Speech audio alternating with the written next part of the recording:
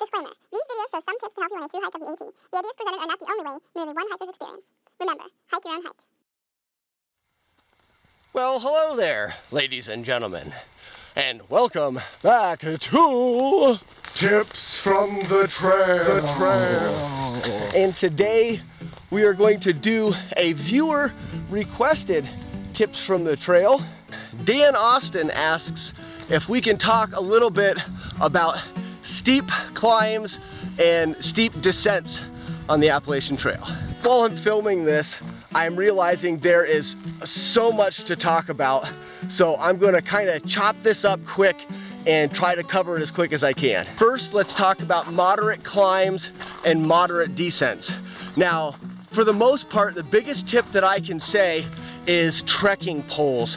For me, we didn't use trekking poles before the AT, but once we got onto the AT, or before we left, we bought trekking poles, and they are a tremendous help. One thing to know about trekking poles that I don't think everyone does that can be helpful is to adjust them properly.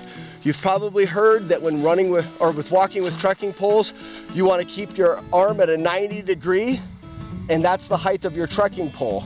90 degree from your body, and that's where your trekking pole should be. And that is true and does work really well, but it can be beneficial when doing a climb to actually shorten your trekking poles, because the ground in front of you is higher than you are. That 90 degree is going to require a shorter trekking pole. If you leave it the same height on that incline, your pole is going to be up here, and it doesn't give you that good of leverage to actually pull yourself up the mountain. Same thing goes for coming down. When you're coming down, if you've got a long descent, then you actually can lengthen your trekking poles a little bit. That'll allow you to get your trekking pole to the ground before your foot. A lot of times, if your trekking pole is not lengthened and it's the normal length, your foot's gonna hit the ground before the trekking pole unless you're reaching way out, which is not a good form to be in either. So lengthening the trekking pole on the descent will help you get to the ground with a pole and cushion that impact on your legs, and can really help save like knee pain. Peter Barn? Yeah. So now talking about when it starts to get even steeper, one of the things that a lot of people tend to make the mistake of is not controlling their pace. Pace is very crucial when it comes to climbing mountains or descending down them.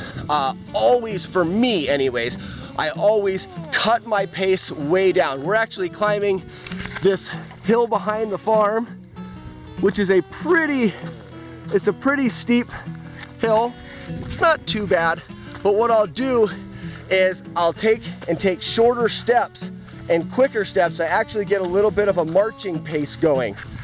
That'll help me from overexerting myself, getting too winded, or having your legs really burn. One of the biggest injuries that I hear on the trail is from descending and knee pain and absorbing that shock. Your body's not used to the weight on your back, and you're not used to that pounding. Trekking poles, like I said, can help out quite a bit. Are you falling asleep, buddy? But also, pace is super crucial going downhill.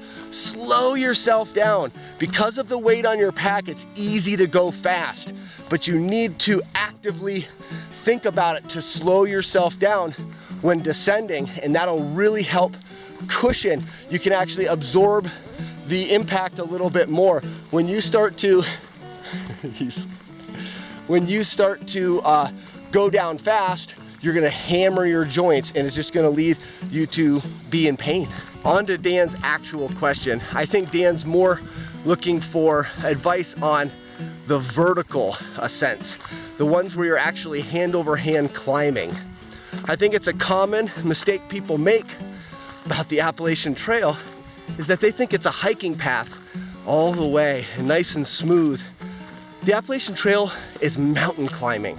You are climbing mountains every day, up and down, up and down. They say the ascent is equivalent, if you through hike the whole trail, to climbing Everest 16 times. You are constantly climbing up and down mountains. So it's not a trail the whole way, and there definitely are spots where you're going to be climbing hand over hand up rocks. When approaching these vertical climbs and the vertical descents, biggest piece of advice is to slow down, even stop, take a look at it, try to plan out how you're going to traverse. Now, with everything on the trail, you are going to get better and better and better because you're hiking so much, and you'll get a little bit more confidence in, you'll be more sure-stepped. But at the beginning, for sure, slow yourself down and really take time to plan out how to approach each section. It can be very helpful when hiking in a small group, like Sharon, Lucky, and I when we were going through New Hampshire in the White Mountains, to have someone that's a little bit more confident or sure-footed to go through these sections and find out where the best route would be. Now, a lot of times I would go down a section first so that I could kind of say, oh, put your foot here, grab this route, lower yourself down, and also then I would be below the next person coming down so that I could spot them and make sure that they don't slip and that kind of thing. So having extra people is always very helpful. So if you're particularly nervous about the really steep sections in like New Hampshire, maybe you want to stick with a group when you go through there. We actually went through the White Mountains with Lucky because Lucky was a little bit nervous. He was 73 years old, he fell down a lot, and we wanted to be with him going through that section because we knew he was nervous about it. But if you're by yourself, here's a couple quick things that you can remember and keep in your mind that'll help you. When it's very steep, don't be afraid to put your trekking poles away. Your trekking poles can often hinder your ability to use your hands and climb and get in the way when trying to either grab onto a tree or onto a branch or onto some roots or rocks. You know, don't just let them dangle from your arms. This is an option, but don't be afraid when you know you have a long, steep incline where there's going to be a lot of hand over hand. Just put the trekking poles away. Now, towards the end of your trip, you may become very, very comfortable with trekking poles, and on the steep descents, you may choose to keep them out. And towards the end, I think I did as well, but a lot of times I would put them away when it was the steep inclines because I was really comfortable using my hands. Which leads me to using your hands. When you're hiking, don't ever be afraid when you've come to that really steep spot to get down on all fours, your feet and your hands, and go hand over hand up the rock. Lean forward, it gets you closer to the ground. A lot of people are nervous at these points in time because sometimes they're associated with an edge where there's more of a cliff or something, and you tend to be nervous, and you will feel much better getting low to the ground, getting your hands on the rocks. Even if it's not that steep, maybe it's a little bit slippery, you will just feel more comfortable. When you're comfortable, you're confident, and when you're nervous, it makes you feel like you may make mistakes. This goes for the slippery descents as well. It doesn't even have to be that steep of a descent. If it's a bald rock and it has just rained, it's going to feel very, very slippery. Go ahead and get down right on your butt and scoot down it. You'll feel more confident. You're taking out the risk of injury, slipping and falling and hurting an ankle or breaking a wrist or something. You're not losing any pride in sitting on your butt and scooting down the mountain, especially because that's the safe way to go. And I tell you what, one fall can end your through hike. Oh, bye-bye. We're on our way home. So another good piece of advice is to be aware of your pack. Now, as you hike the trail more, you're going to become more one with your pack. But at the beginning, it can be a little bit awkward and you'll feel it a little bit more. So when you're climbing up something, say you're climbing up a ledge and you actually have to hand over hand, kind of like a ladder, and climb onto the top of it. While you're leaning forward and while maybe your hands are on the stone, your body's gonna kind of adapt to the way that you feel that way. And when you stand up, and this is a common thing for people, and you can try it at home, put your pack on, lean forward and crawl on your hands and your feet a little bit, and then stand up. And what you're gonna notice is when you stand up, that the pack is actually going to start to pull you backwards, because your body has to take a quick second to adjust to that weight hanging off the back of them. You spent your whole life standing up without that weight. So I would always tell Sharon when we were climbing up something, be aware of your pack, because that pack, when you stand up, can feel like it's pulling you backwards. And no one wants to get pulled backwards off a cliff.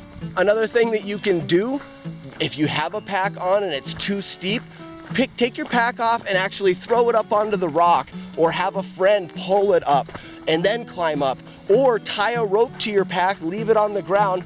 If you have a bear hang rope or any kind of cord with you, then climb your way up and pull your pack up, because a lot of these climbs can be much, much more difficult with a pack on. Another way to approach a section that you know is going to be very steep is to make sure you're hitting it with good conditions. Rainy weather, icy weather can all lead to bad conditions and slippery rocks, especially if you know it's exposed rock.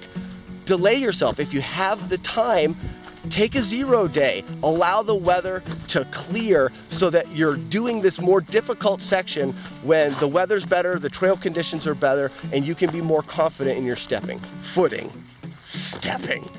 More confident in your footing. Oh, and he starts up the chainsaw. Well, there you have it, ladies and gentlemen.